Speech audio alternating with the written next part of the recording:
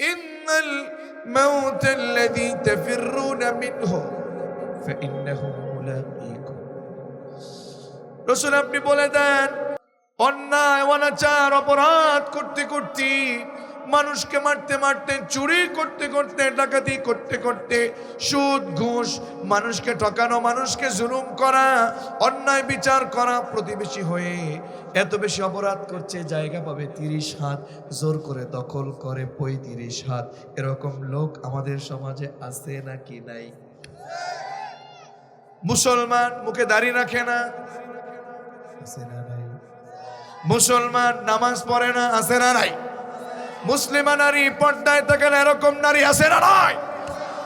আমার রব, দয়াময় রব, করিম রব আমাদেরকে বুঝিয়ে বুঝিয়ে বলতে বললেন, রাসূল আপনি ওদেরকে বলে দেন, নিশ্চয় ওরা মৃত্যু থেকে পালাতে চায়।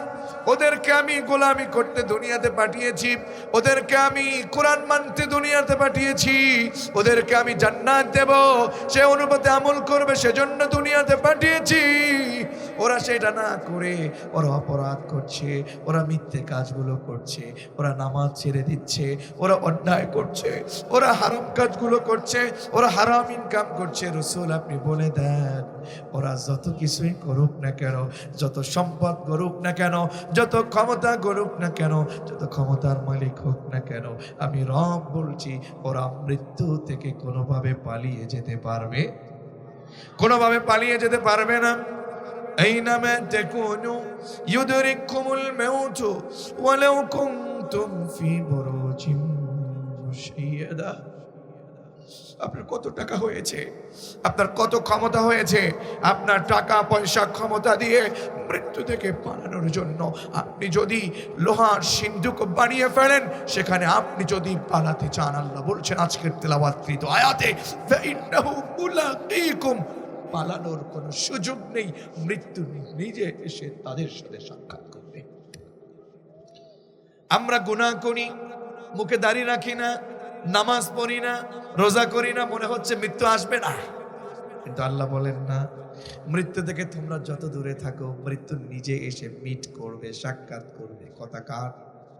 আরো জোরে কথা কার? মৃত্যু, মৃত্যু যখন আপনাকে টানবে, মৃত্যু যখন সাক্ষাৎ করবে, বাঁচার কোনো সুযোগ। ও আমার গাইবান্ধাবাসী, আপনাদের প্রতি আমি এত বেশি খুশি হয়েছি যে না, আপনারা তাফসিরের পাগল, আপনারা তাফসির প্রেমী, আপনারা কোরআন প্রেমী। কোরআনের প্রোগ্রাম থেকে তো আসলে বাস্তবিক পক্ষে কোনো কোরআনের প্রেমী কখনো কোরআনের প্রোগ্রাম থেকে পালাতে পারে না, ঠিক কি না? কোরআনের প্রোগ্রামে যারা বসে, সময় নিয়ে বসে, কোরআনের প্রোগ্রামে যারা বসে, সত্যের জন্য বসে, নিজের জীবনটাকে পরিবর্তন করতে বসে, ঠিক কি না? কিন্তু এখানে এমন কিছু লোক আবার থাকতে পারে যারা কোরআন মানে না, কিন্তু কোরআন মানে ভাব নেয়। এরকম কিছু মুনাফিক রাসূলের যুগেও ছিল। কতক্ষণ না কেন? রাসূলের যুগে ছিল। রাসূলের মিটিং এর ভিতরে বসতো, রাসূলের মাশওয়ারার ভিতরে বসতো। রাসূল বলতো কোরআন দিয়ে দেশ চালাতে হবে, কোরআন দিয়ে কোরআনের বিচার করতে হবে, কোরআন দিয়ে সমাজের ভিতরে বিচার করতে হবে, কোরআন দিয়ে সমাজটাকে সাজাতে হবে। কিন্তু মুনাফিক যারা ঈমানের দাবি নিয়ে আসতো, কিন্তু বাস্তবে তারা ঈমানদার ছিল না, এরকম কিছু মুনাফিক রাসূলের সেই মিটিং থেকে, রাসূলের সেই মাশওয়ারা থেকে, রাসূলের সেই প্রোগ্রাম থেকে তারা পালিয়ে গিয়ে কাফেরদের সাথে ইতাআত করতো, মিলিত হতো।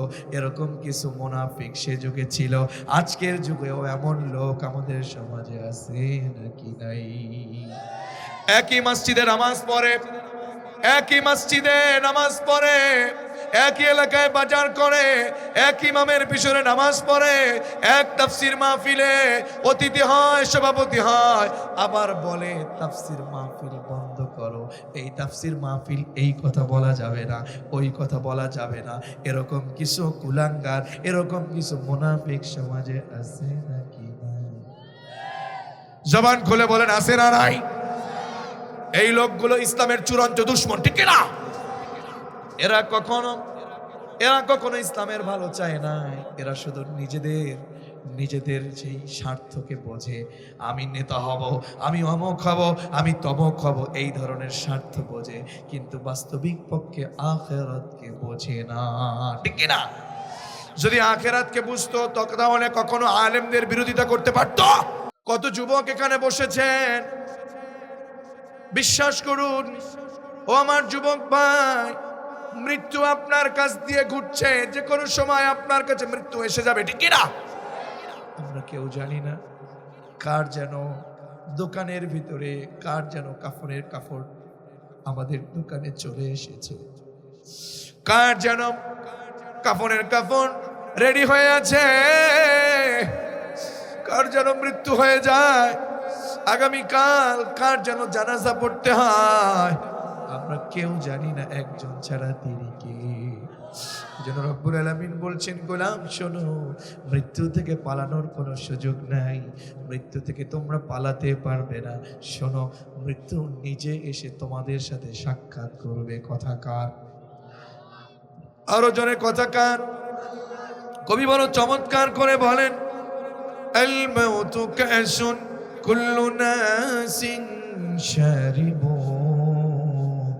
ওয়াল কবরু বাইতুন কুল্লু নাসিন দাখিলু। শোনো, মৃত্যু এমন একটা পাত্রের নাম। যুবক শোনো, ছোট আমার কিশোর ভাইরা শোনো, বাবাজি শুনুন, আপনার কাছে টাকা আছে, আপনার কাছে ক্ষমতা আছে, আপনার অনেক কর্মী আছে, আপনার অনেক সম্পদ আছে, মনে করেছেন আমাকে কে ঠেকাবে, আমার মৃত্যু কে বলেছে হবে। কিন্তু কবি বলেন না, মৃত্যু এমন একটা পাত্রের নাম যে পাত্র থেকে আমাদের সকলকেই পান করা লাগবে। ঠিক না? শুধু তাই না, ওয়াল কবরু বাইতুন, আমার যুবকেরা চাতক পাখির ন্যায় কোরআন শুনতে তাকিয়ে আছেন। কবি বড় চমৎকার করে বলেন, ও যুবক, ওয়াল কবরু বাইতুন কুল্লু নাসিন দাখিলুন। শোনো, কবর এমন একটা বাড়ির নাম যেই বাড়িতে সকলকেই প্রবেশ করা লাগবে। ঠিক না? এজন্য আমাদেরকে কবরে যাবার জন্য, মৃত্যুর জন্য চূড়ান্ত প্রস্তুতি গ্রহণ করবার দরকার আছে না নাই? আরো জোরে দরকার আছে না নাই? ও আমার বাবাজিরা, ও কলিজার টুকরা তরুণার যুবকেরা, মৃত্যুর যন্ত্রণা সহ্য করা যাবে না, মৃত্যুর যন্ত্রণা কেউ সহ্য করতে পারবেন না। আপনারা এখানে যারা বসে আছেন, একটু মিলান দেখি, মৃত্যুর যন্ত্রণা আপনারা সহ্য করতে পারবেন কিনা? মৃত্যুর যন্ত্রণা এত কঠিন, সহ্য করতে পারবেন কিনা দেখি, একটু মিলাতে পারেন কিনা। মৃত্যুর যন্ত্রণা হলো 3 ধরনের। যদি বুঝে থাকেন, কানে যদি যেয়ে থাকে, একটু বলেন তো মৃত্যুর যন্ত্রণা কয় ধরনের? একটু মিলান আপনি, আপনার ধরনটা কেমন হবে? আপনি যদি গুনাহ করেন কেমন হবে মৃত্যুর যন্ত্রণা? আপনি যদি নেকি করেন কেমন হবে আপনার মৃত্যুর যন্ত্রণা? আপনি যদি শহীদি পথ অবলম্বন করেন, দেখি আপনি মিলান আপনার যন্ত্রণা কেমন হবে। মৃত্যুর যন্ত্রণা 3 ধরনের। ও বাবা, ও যুবক, একটু আজকে শিখে যাও, 3টা যন্ত্রণা বুঝে যাও। আমার বিশ্বাস, কোন যুবক যদি আজকে থেকে, আগে যদি নামাজ না পড়তো, আজকে থেকে নামাজ পড়বে ইনশাআল্লাহ। আমার বিশ্বাস, আমার কোন বাবা যদি সুদের সাথে জড়িত থাকতো, আজকে থেকে সুদ ছেড়ে দিবে। ঠিক না? কারণ কোরআন সব সময় অন্যায় পথ থেকে আলোর পথে নিয়ে আসে, এটাই কোরআনের বাস্তবতা। ঠিক না? ও যুবক শোনো, মৃত্যুর যন্ত্রণা 3 ধরনের। একটু আওয়াজ করে বলেন তো কয় ধরনের?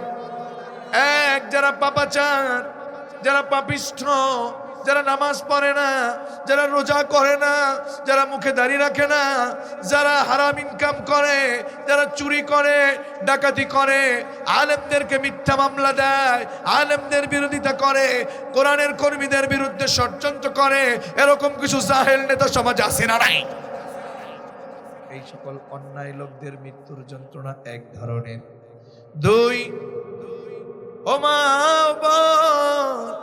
যারা পর্দায় থাকি, যারা নামাজ পড়ে, যারা তাহাজ্জুদ পড়ে, যারা কোরআনের পক্ষে কাজ করে, ইসলামী আন্দোলনের যুক্ত হয়েছে, ইসলামী আন্দোলন করে, সালাত প্রতিষ্ঠান আন্দোলন করে, সঠিক বিচার করে, সত্যের পথে কাজ করে, তাফসিরের পক্ষে কাজ করে, এই সকল লোকদের মৃত্যুর যন্ত্রণা আরেক ধরনের। তিন নাম্বার, কোরআনের জন্য জীবন দিয়েছে, শহীদ হয়েছে, এরকম লোক ও সমাজে আছে না নাই? ছিল কি ছিল না? এই শহীদদের মৃত্যুর যন্ত্রণা আরেক ধরনের। বাবাজি এবার একটু আপনি মিলান তো, আপনার পথটা কেমন হবে, আপনার যন্ত্রণাটা কেমন হবে? আমার এই বাবাজি, আমাদের আজকের মোহতারাম স্বনামধন্য সভাপতি, ওনার মুখের দাড়ি পেকে গেছে। যুবক, তুমি মনে করেছো আমার তো এখনো দাড়ি পাকে নাই, আমার বুঝি এখনো 30 বছর এই পৃথিবীতে থাকা হবে। বিশ্বাস করুন, মৃত্যুর সময়টা এত বেশি নির্ধারিত। মৃত্যু হবে এটা নিশ্চিত, কিন্তু কখন মৃত্যু হবে এটা অনিশ্চিত, ঠিক কিনা? ও আমার বাবাজি, একটু মিলান এবার। দেখেন আপনি কি করেন, আপনার সাথে হারাম আছে নাকি, আপনার সাথে অসত্য আছে নাকি, আপনার সাথে সুন্নাহ বিরোধী কোনো কাজ আছে নাকি, আপনার সাথে আলেমদের বিরোধিতা করার এরকম জঘন্য অপরাধ আছে নাকি? এদের মৃত্যুর যন্ত্রণা কেমন?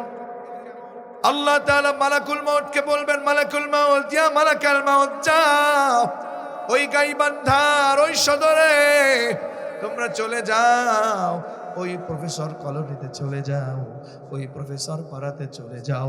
সেখানে গিয়ে অমুক সেই সুদখোর, অমুক সেই ঘুষখোর, অমুক সেই বেনামাজি, অমুক সেই দাড়ি কাটা লোক, অমুক সেই বেপর্দা নারীর জানটাকে কবজ করে নিয়ে আসো।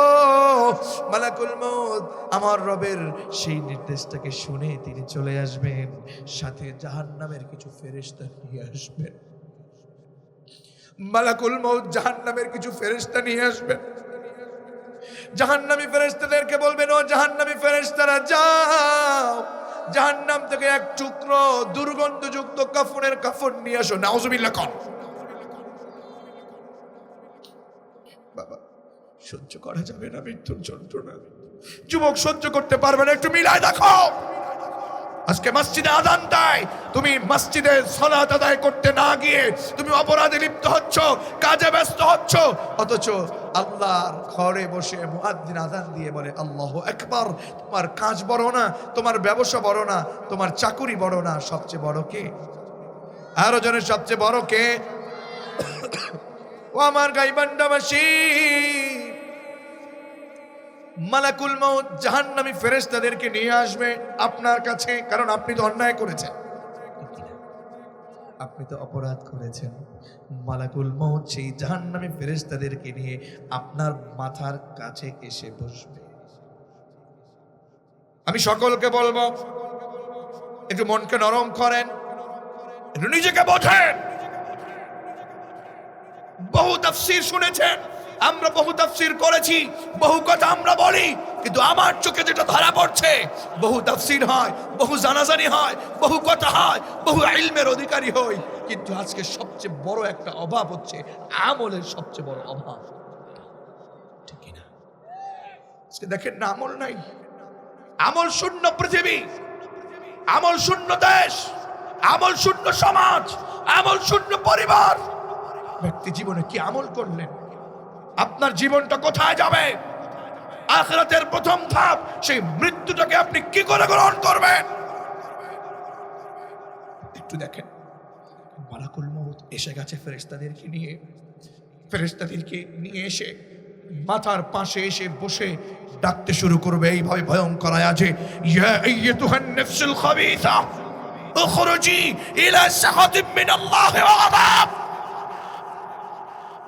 হে পাপিষ্ঠ আত্মা, হে অপবিত্র আত্মা, হে বেনামাজি আত্মা, হে রাসূলের সুন্নাহ দাঁড়ি রাখনি আত্মা, হে নারী বেপর্দায় চলেছ আত্মা, উখরুজি ইলা সাখাতিম মিনাল্লাহি ওয়া গাযাব। আল্লাহ তোমার উপর রেগে আছে, আল্লাহ তোমার উপর অসন্তুষ্টি হয়ে আছে। অনেক অন্যায় করেছো, মানুষ মেরেছো, আলেম মেরেছো, আলেমদেরকে, কোরআনের কর্মীদেরকে ফাঁসির কাস্টে ঝুলিয়েছো, ঠিক কিনা? বের হও, বের হও, বের হও। আল্লাহ তোমার উপর রেগে আছে, আল্লাহ তোমার উপর অসন্তুষ্টি হয়ে আছে, বের হও। আর কত, আর কত অপরাধ করবেন? আর কবে মৃত্যুর জন্য প্রস্তুতি নেবেন? আর কবে নামাজে আসবেন? আর কবে সুদ ছাড়বেন? আর কবে দাড়ি রাখবেন? আর কবে কোরআনের পক্ষে কাজ করবেন? আর কবে নামাজের পক্ষে কাজ করবেন? আর কবে আলেমদের পথে আসবেন? হয়েছে তো অনেক। অনেক স্বার্থ করেছেন, অনেক অন্যায় করেছেন, অনেক সম্পদ করেছেন। আপনার স্বার্থ, আপনার সম্পদ, আপনার ক্ষমতা আপনাকে জাহান্নামে নিয়ে যাবে, ঠিক কিনা? তরুণ যুবক, মালাকুল মউত যখন ডাকবে, ইয়া আইয়াতুহান নাফসুল খাবিরা, রাগ করছেন নাকি আপনারা? যখন মালাকুল মউত ডাকবে, যুবক অ্যাটেনশন প্লিজ, শোনো। মালাকুল মউত যখন ডাকবে, ইয়া আইয়াতুহান নাফসুল খাবিসা, হে পাপিষ্ঠ আত্মা, হে অপবিত্র আত্মা, বের হও, উখরুজি ইলা সাখাতিন মিনাল্লাহি ওয়া গাদাব।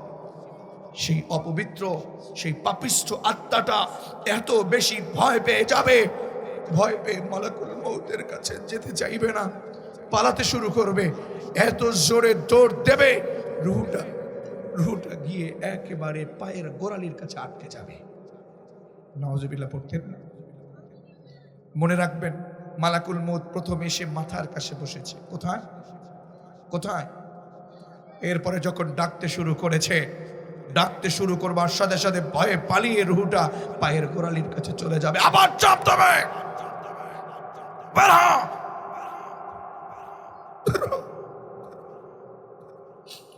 রুহটা গিয়ে চামড়ার নিচে পালাবে, আবার চাপ দেবে, রুহটা গিয়ে পশমের নিচে পালাবে। প্রত্যেকটা চাপে মনে হবে যেন গোটা বিশ্বের যত পাহাড় আছে সব পাহাড়গুলো যেন আমাদের গায়ের উপরে ভেসে উঠছে, বোঝা হয়ে পড়ছে। কি হবে সেদিন যদি নামাজ না পড়ো, যদি পর্দায় না থাকো? হে বোন, হে আমার তরুণী বোন, হে তরুণ যুবক, তুমি যদি সত্যের পথে না আসো, তুমি যদি ফেন্সিডিল খাও, তুমি যদি মাদক সেবন করো, তুমি যদি পরকিয়া করো, তুমি যদি অবৈধ গুনাহের কাজগুলো করো, কি হবে সেদিন? এরপরে মালাকুল মউত আবার চাপ দেবে, পশমের নিচ থেকে রুহটা গিয়ে আবার গলার কাছে চলে আসবে। কেউ তাকে বাঁচাতে পারবে? বলেন, কেউ তাকে সেদিন বাঁচাতে পারবে? كلا إذا بلغت التراقي وقيل من راق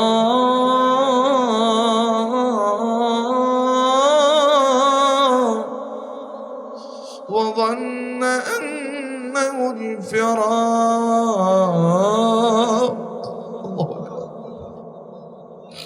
কেউ তাকে বাঁচাতে পারবে না, কেউ তাকে ধরে রাখতে পারবে না।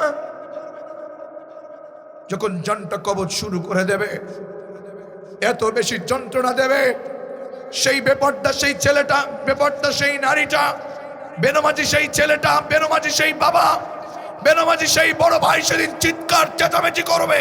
কেউ তাকে মৃত্যুর যন্ত্রণা থেকে বাঁচাতে পারবে? বলেন তো, আমাদের দেশে বেনামাজি ছেলেরা আছে না নাই? বেপরদা নারী সমাজে আছে না নাই? শুনেছি মা বোনেরা নাকি এসেছে অনেক। মা বোনেদের জন্য একটু বলবো কি? বিশ্বনবী জনাবে মুহাম্মদুর রাসূলুল্লাহ সাল্লাল্লাহু, তিনি মেরাজে গিয়েছেন। মেরাজ থেকে সেই বিশ্বনবী দুনিয়াতে এসে নারীদেরকে খোঁজ করা শুরু করেছেন। নারীদেরকে খুঁজতেছেন, ইয়া মাআশিরান নিসা, হে নারী সমাজ, হে নারীরা, কোথায় তোমরা? শোনো, তোমাদের জন্য আমার কিছু মেসেজ আছে, এক কাজ করো। হে নারী সমাজ, ও মা, ও বোন, একটু মনোযোগ দিয়ে আলোচনাটা নেন না। আর কবে আপনি পর্দায় থাকবেন? আর কবে নামাজে আসবেন? আবার কবে সুযোগ যদি চলে যায় আপনাকে তো আর জান্নাতে দেখা যাবে না, ঠিক না? বিশ্বনবী নারীদেরকে খুঁজে খুঁজে নারীদেরকে বললেন, ও নারী সমাজ, তোমরা বেশি বেশি দান করো। কি করো? সবাই বললেন না। বিশ্বনবী নারীদেরকে বললেন, তোমরা বেশি বেশি দান করো। কি করো? আরো জোরে, কি করো? আপনারাও বাড়িতে গিয়ে মা বোনদের বলবেন নাকি বলবেন না? ও মা বোন, বিশ্বনবী বললেন, ও নারী সমাজ, তোমরা বেশি বেশি দান করো। নারীরা প্রশ্ন করলেন, কেন রাসূল দান করার কথা কেন বললেন? আপনি মেরাজ থেকে কি নিয়ে এসেছেন, আপনি তো সেটা বলবেন, দান করার কথা বললেন কেন? বলে নারীরা শোনো শোনো, ওই মেরাজে গিয়ে আমি জাহান্নামের ভিতরে দেখেছি, ওই জাহান্নামের ভিতরে পুরুষের চেয়ে অধিকাংশই তোমরা নারীরা আছো। নাউজুবিল্লাহ পড়বেন না। দেখি মনে আছে নাকি মৃত্যুর যন্ত্রণা কয় ধরনের? আরো জোরে কয় ধরনের? মৃত্যুর যন্ত্রণা যখন দিতে শুরু করবে,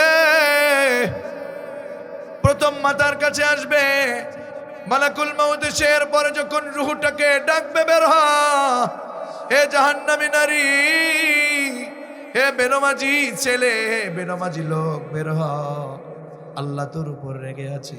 যখন তাকে যন্ত্রণা দিয়ে বের করতে শুরু করবে, সেই রুহটা পালিয়ে পায়ের গোড়ালির কাছে চলে যাবে, আবার গিয়ে চামড়ার নিচে, আবার গিয়ে পশমের নিচে, আবার গিয়ে গলার কাছে, আর কোথাও যেতে পারবে না। মালাকুল মউত ধরে ফেলবে, এত বেশি যন্ত্রণা দেবে বাবা, ও যুবক, এত বেশি যন্ত্রণা দেবে। এই যে আমার ভাইয়ের হাত দেখতে পাচ্ছেন, জীবিত অবস্থায় আমার ভাইয়ের এই শরীর থেকে চামড়াটা টেনে চিরে ফেললে কতটা কষ্ট হবে একটু ভেবেন তো। জীবিত অবস্থায় এই বড় ভাইয়ের কিংবা কারো জীবিত অবস্থায় যদি চামড়াটা টেনে টেনে চিরে ফেলে যতটা না যন্ত্রণা সহ্য করতে হয়, এর চেয়ে বেশি যন্ত্রণা দিয়ে তার জানটাকে কবজ করবে। নাউজুবিল্লাহ পড়বেন না, সহ্য করা যাবে না। কি করে অপরাধ করেন। শুধু তাই না, সাদ্দাত বিন আওস বলেছেন, আমার বাবাকে দিয়ে বলি, এই যে হাত দেখতে পাচ্ছেন, কেটে কেটে টুকরো করতে করতে একটা জীবিত মানুষকে 1000 পিস করলে যতটা না কষ্ট, এর চেয়েও বেশি কষ্ট দিয়ে জানটাকে কবজ করা হবে। সহ্য করা যাবে না। জানটাকে কবজ করে যখন মালাকুল মউত ফেরেশতাদেরকে নিয়ে জানটা রূহটা নিয়ে রওনা করবে, প্রথম আসমানের দারোয়ান ফেরেশতাদেরকে গিয়ে নক করবে। নক করার সাথে সাথে দারোয়ান ফেরেশতারা দরজা খুলে দেবে। দরজা খোলার সাথে সাথে দেখবে কঠিন এক দুর্গন্ধ। এত দুর্গন্ধ কিসের? কি হয়েছে এদের? কার রূহ এনেছো? বলবে সেই প্রফেসর কলোনির সেই লোকটা, যেই লোকটা নামাজ পড়ে নাই, যেই লোকটা পর্দায় ছিল না, যেই নারী পর্দায় ছিল না, যেই লোকটা সুদ খেয়েছে, ঘুষ খেয়েছে, কোরআনের বিরোধিতা করেছে, আলেমদের বিরোধিতা করেছে, আলেমদের বিরুদ্ধে ষড়যন্ত্র করেছে, ঠিক না? আল্লাহ বলছেন, লা তুফাত্তাহু লাহুম আবওয়াবুস সামা, লা তুফাত্তাহু লাহুম আবওয়াবুস সামা, আসমানের কোন দরজা ওদের জন্য খোলা হবে না।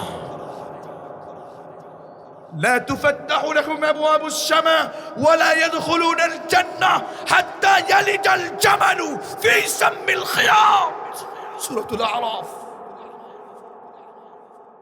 আল্লাহ বলছেন, لا تفتح لهم أبواب السماء, ওদেরকে যখন আসমানে নিয়ে যেতে শুরু করবে, আল্লাহর সেই আসমানের উপরে সেই ইল্লিয়িন নামক জায়গাতে ওদের জায়গা দেওয়া হবে না, ওদের সেই রূহটা সেখানে রাখা যাবে না, আসমানের কোনো দরজা ওদের জন্য খোলা হবে না।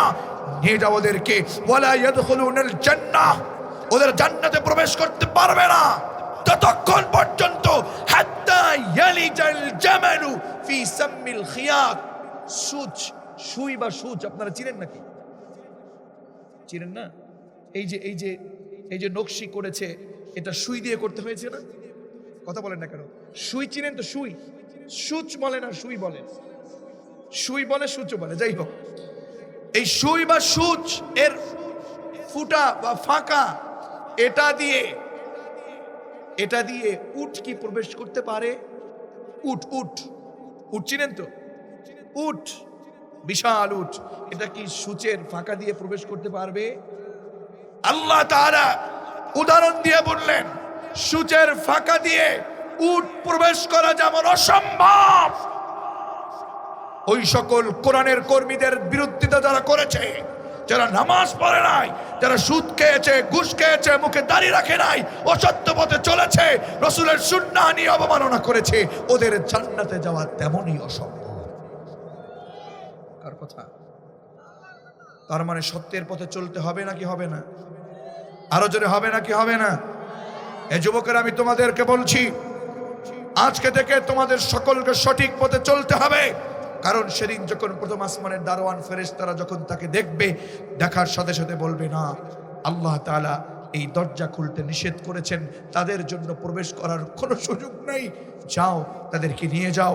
দুনিয়াতে এসে দুনিয়ার জমিনটাকে এত জোরে ধাক্কা দেবে, এক ধাক্কাতে জমিনের ৭০,০০০ গজ নিচে সিজ্জিন নামক জায়গাতে গিয়ে তার রূহটা পতিত হবে।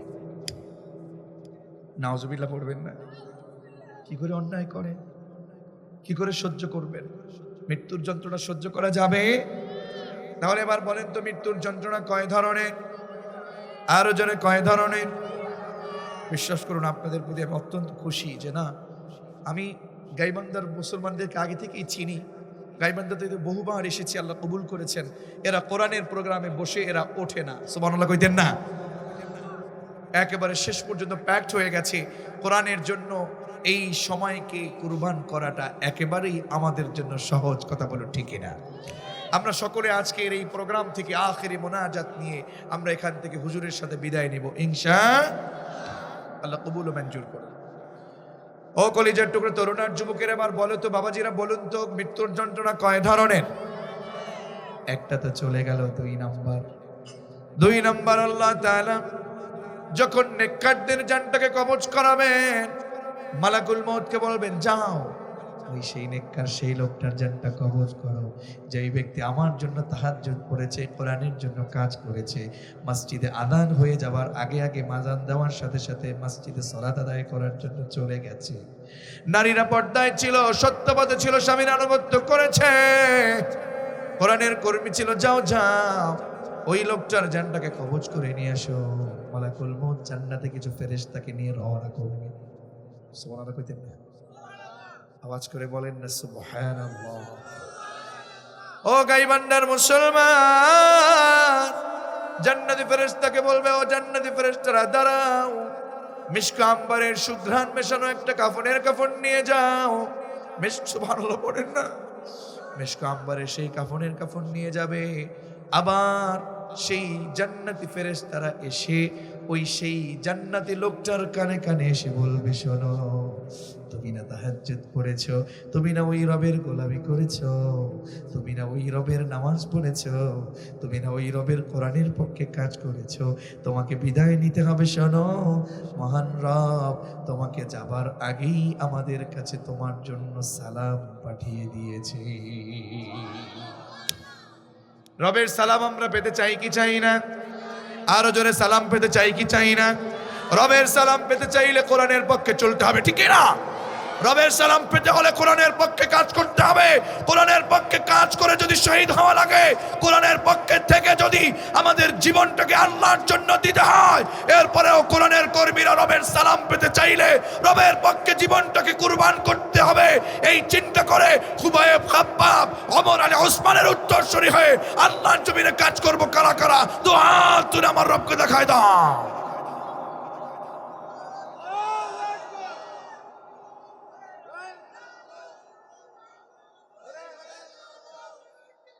আমার বন্ধুগণ, দেখেছেন স্লোগানের নেতৃত্ব যারা দেয়, আমি তাদেরকে বলি, আমি তাদেরকে নিয়ে বিশ্বাস করি যে আগামীর কোনো দিনে কোরআনের জন্য যদি কখনো বলে কোরআনের জন্য জীবন দিতে হবে, কে কে মাঠে আসবে? আসো। আমার দেখা তাফসীর মাহফিল কিংবা বিভিন্ন মিটিং মিছিলে যারা এই তাকবীরকে সামনে রেখে, ঈমানকে সামনে রেখে তাকবীরের জন্য স্লোগান তোলে, ওরাই সর্বপ্রথম শহীদের কাতারে কবুল হয়ে যাবে ইনশাআল্লাহ, ঠিক কি না?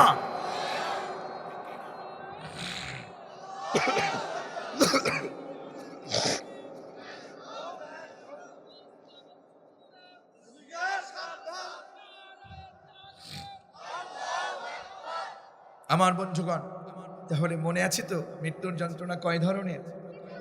কষ্ট হচ্ছে আপনাদের? আমাকে আর অল্প সময় দেয়া যাবে তো ইনশাআল্লাহ?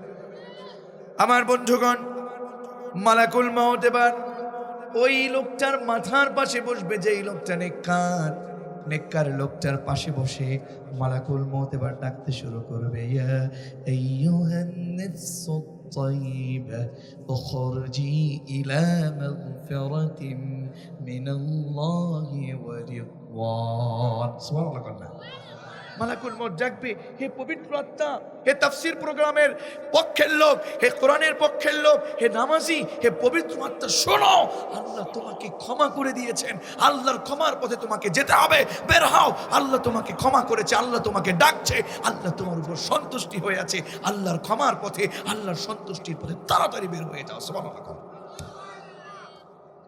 আমরা সেই পথে যেতে চাই কি চাই না? আরো যেতে চাই কি চাই না? মালাকুল মউত জানটাকে কবজ করে ফেলবেন। কেমন করে? বিশ্বনবী বললেন, জাহান্নামী লোকদের কি যন্ত্রণা তা তো জেনেছো যুবক।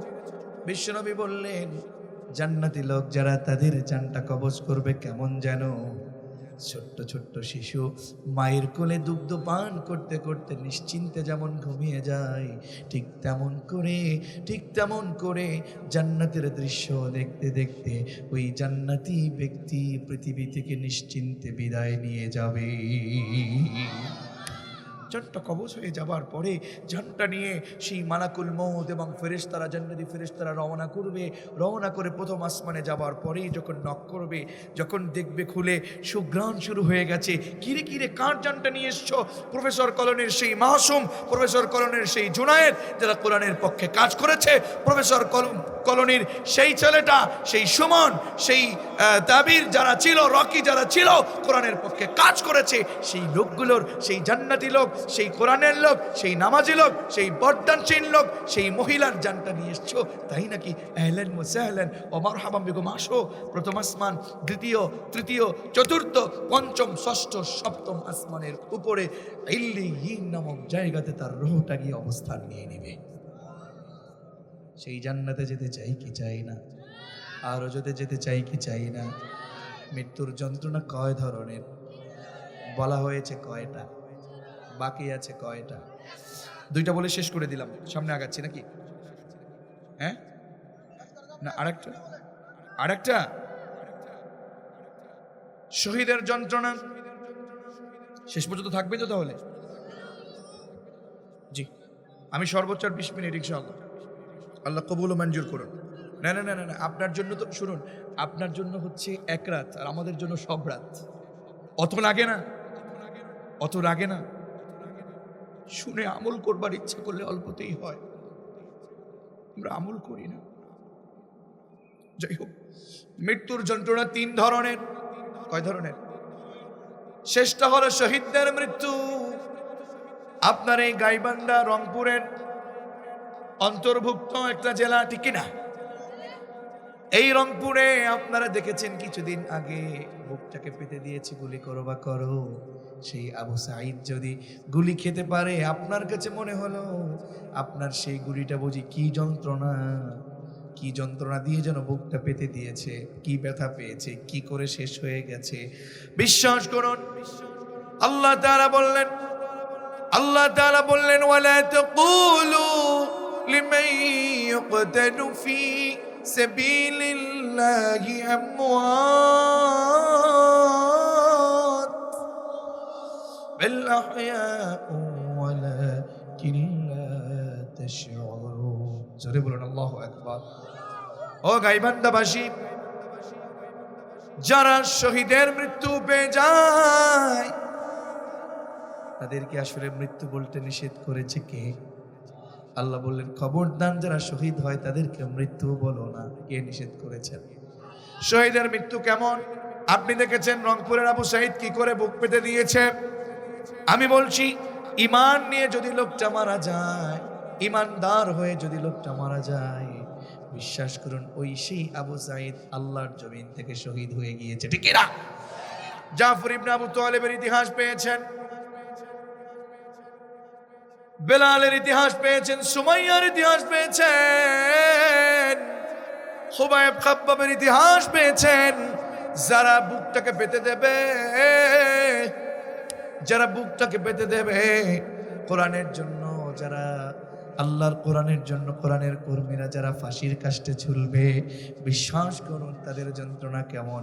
বিশ্বনবী বললেন, এই যে আমার বড় ভাইয়ের এই যে হাত দেখতে পাচ্ছেন, দেখেন তো আমি কি করছি, কি কাটলাম, বলেন না? বেয়াদবি নিয়ে এই যে বড় ভাইয়ের হাতে চিমটি কাটলাম, বিশ্বনবী বললেন শোনো, এই যে চিমটি কাটা হলো, চিমটি কাটলে যতটা না বেদনা, এর চেয়েও কম যন্ত্রণা দিয়ে, বিশ্বনবী বলেছেন এর চেয়ে কম যন্ত্রণা দিয়ে শহীদদের মৃত্যু আল্লাহ কবুল করে নিবে। সেই শহীদের কাতারে আমাদের মরণ হোক, আমরা চাই কি চাই না? আরো জোরে চাই কি চাই না?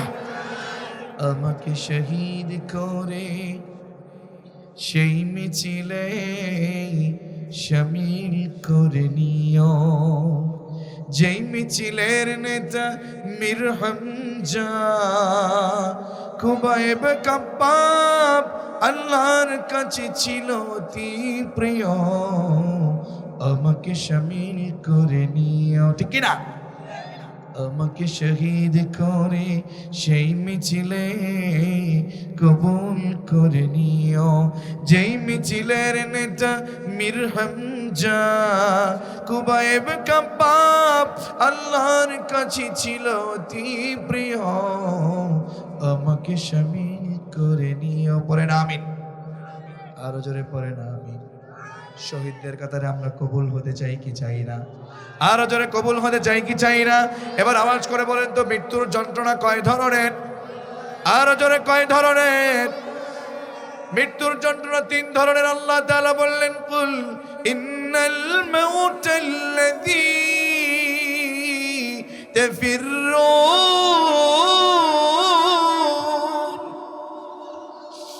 কুল ইন্নাল মাউতাল্লাযী তাফিররুনা মিনহু ফাইন্নাহু মুলাকীকুম। রাসূল আপনি বলে দেন, ওরা অন্যায় করতে করতে এত বেশি মৃত্যু থেকে দূরে চলে যাচ্ছে, ওরা মনে করেছে মৃত্যু থেকে ওরা পালিয়ে যাবে, মৃত্যু থেকে ওরা পালাতে পারবে না, মৃত্যু থেকে পালানো যাবে না, মৃত্যু থেকে পালিয়ে যাওয়ার কোনো সুযোগ নাই, মৃত্যুর যন্ত্রণা সহ্য করবার কোনো সুযোগ নাই। শোনো শোনো, মৃত্যুর যন্ত্রণা থেকে কেউ বাঁচতে পারবে না, তবে জেনে রাখো ফাইন্নাহু মুলাকীকুম। মৃত্যুর যন্ত্রণা এত বেশি সত্য, মৃত্যু থেকে কেউ পালাতে পারবে না। রব বলেছেন ফাইন্নাহু মুলাকীকুম, ওই মৃত্যু থেকে পালানোর তো কোনো সুযোগ নাই, মৃত্যু নিজে এসে তার সাথে সাক্ষাৎ করবে। পড়েন আল্লাহু আকবার। মৃত্যু থেকে তার মানে বাঁচা যাবে না।